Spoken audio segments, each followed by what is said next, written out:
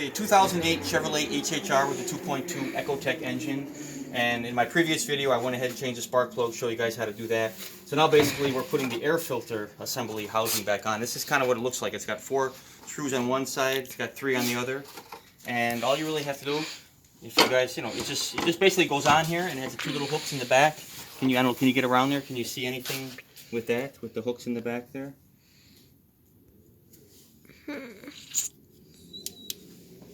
Basically, it just hooks onto these 2 screws. This one, and that goes here and here.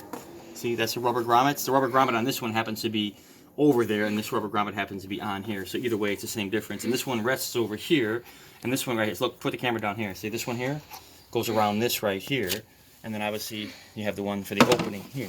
So if you go down here, see right there? So we got to line that up right there. And then we got to go ahead and do the same for the ones in the back. Let's see, there we go. Okay, so line those 2 up in the back. Those seem to lined up pretty good. And then this sometimes gets in the way a little bit. And then put it over the oil neck filler thing, whatever you call it, over here. It is a little tight. Let me get on that side. I got my light. There we go, guys. Yeah, bring the... Show everybody. That's where it hits in right there. That's where the connector is right there on that one side.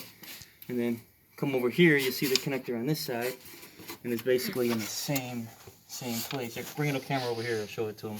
Over here on this side. Come around over here.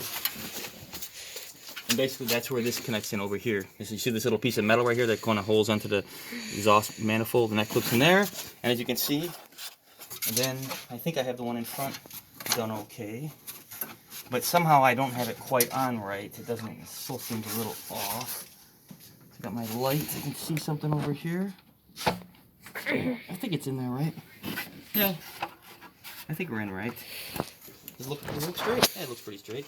And then we go ahead and we put our little,